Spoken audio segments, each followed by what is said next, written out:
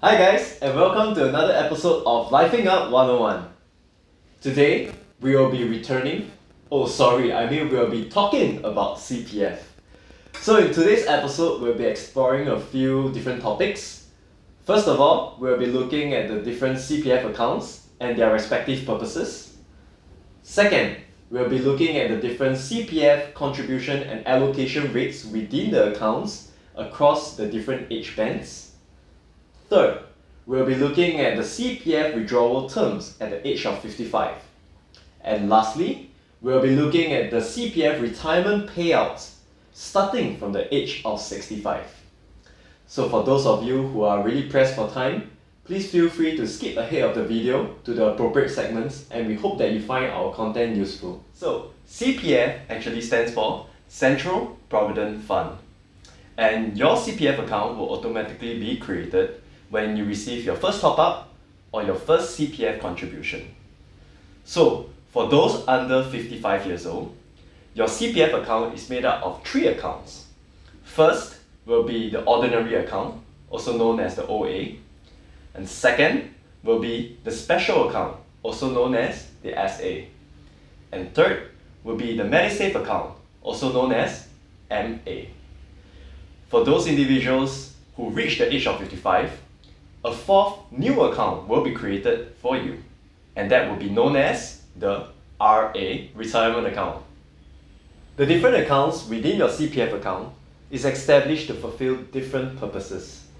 So let's start off with the ordinary account, also known as the OA. For the ordinary account, you can use it to pay off your house, basically the housing payments. You can also use your OA account for investments as well. But before embarking on this investment journey, there are 3 things to take note of. First, you can only invest from a list of approved options. Second, at all times you have to maintain a minimum sum of $20,000 within your OA account.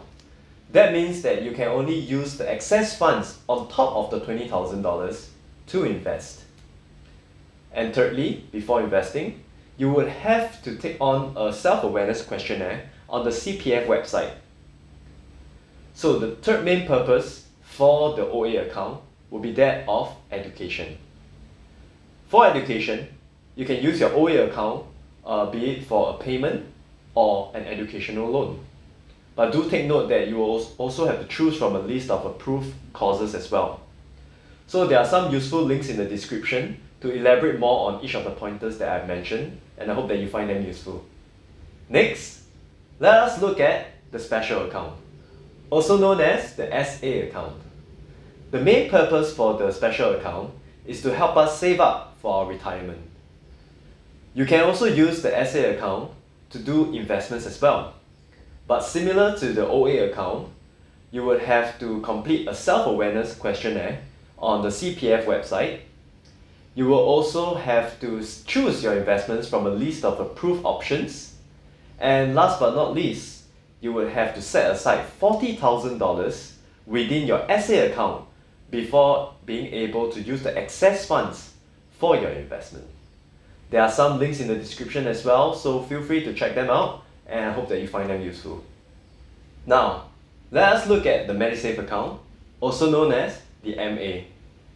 You can use your MA account to pay for your medical or your hospitalization insurance with the likes of your integrated shield plans or your Medishield plans. You can also use your Medisave account to pay off certain approved medical bills such as pregnancy deliveries as well as pregnancy checkups. For those who are curious about the dental portion for your Medisave account, you can only use your Medisave account for dental surgeries because of medical conditions. There are some links in the description, so do feel free to check them out to find out more. When you reach the age of 55, congratulations, because now a new 4th account is created for you.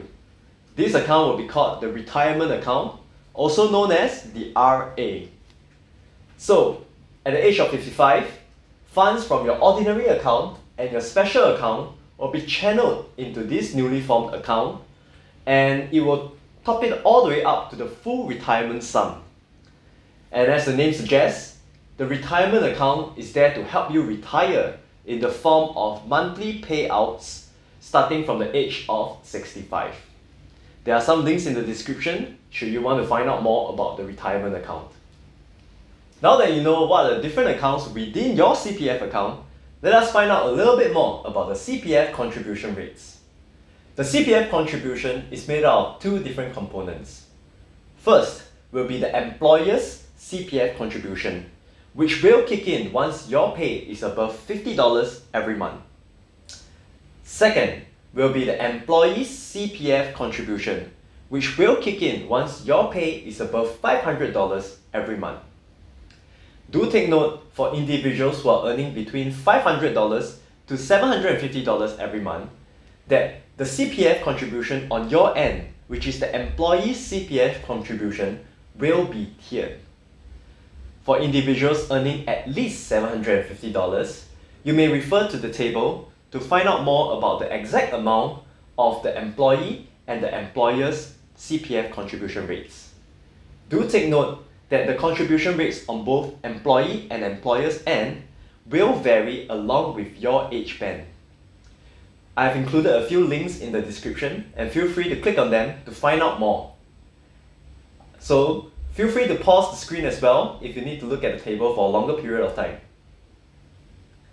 You done? Great! Let us move on to the CPF allocation rates. Your monthly total CPF contribution will be allocated into three different accounts within your CPF account. These three different accounts are your ordinary account, your special account, and your Medisave account. Do take note for individuals who are earning less than $750 that these allocation rates will be tiered. On the other hand, if you earn at least $750 every month, you may refer to the table to find out the exact allocation rates for each of these accounts. Do take note that the allocation rates, similar to the contribution rates, will vary along with your age band. Please feel free to just pause the screen to have a better look at the table. You done? Great! Don't forget to click in some of the links in the description to find out more about this topic. Moving on, let us talk about the contribution rates and the allocation rates for new Singaporean PRs. If you are a new Singapore permanent resident, do take note that the CPF contribution rates and the allocation rates for the first 3 years of your new status within the country will be tiered. Feel free to click in the link in description to calculate the tiered amount. When you reach the age of 55, you will be able to withdraw some cash from your CPF account. So for the ease of understanding, I've actually broken down the withdrawal into two different components. Component number one is pretty straightforward. As long as you have $5,000 within your CPF account, you'll be able to withdraw it. Component number two, on the other hand, will be slightly more complicated and dependent on three main factors. Factor number one will be the amount of money left within your OA and your SA after contributing to the newly formed RA and topping it up all the way to the full retirement sum. Factor number two will be the ownership that you have of a property with remaining lease that can last you up to the age of 95. And third will be your willingness to pledge the property. Pledging a property would mean that in an event should you sell that property, a pledge amount will be returned to your CPF account. So now, let us dive into the scenarios to learn more about how much we can actually withdraw for component number two. Scenario number one. For an individual who owns a property with the remaining lease that can last him or her up to the age of 95 and is willing to pledge this property, this individual will be able to withdraw any amount that is excess of the basic retirement sum being set aside in his or her newly formed retirement account. Do take note that this excess amount will have to be within his or her share of the property value.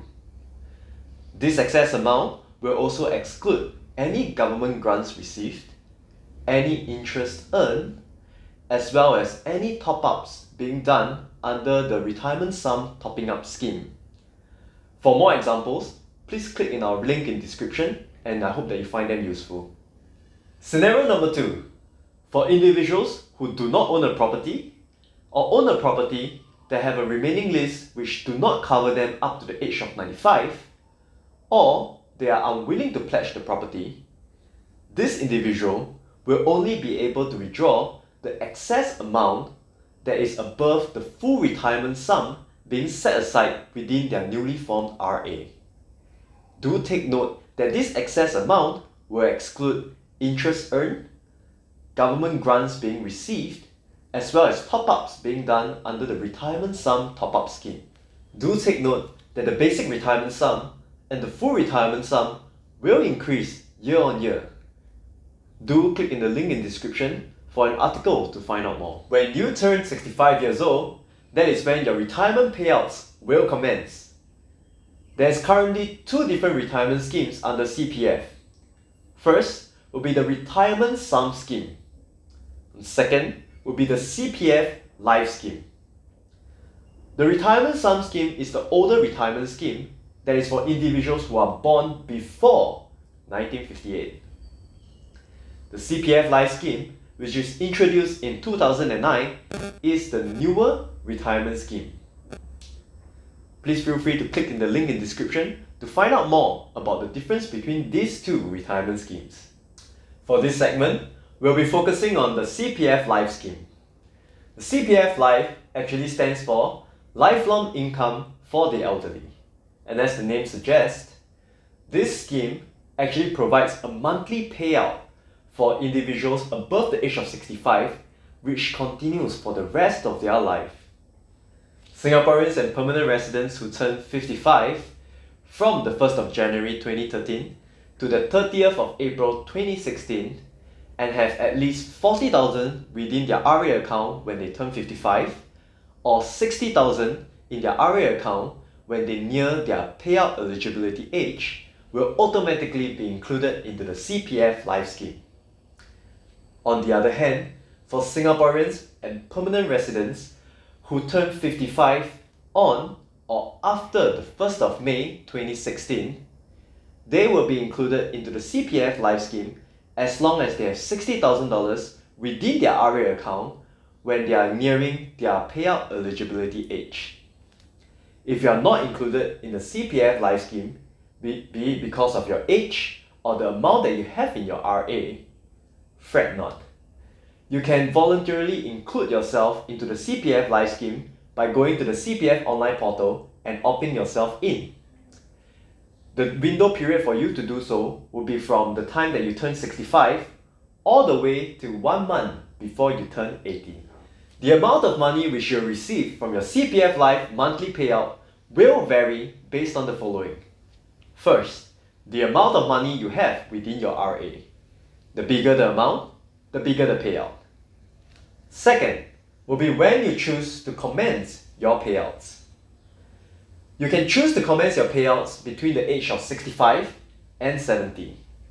For every year that you delay the payout, it is estimated that your payouts will increase by 6%.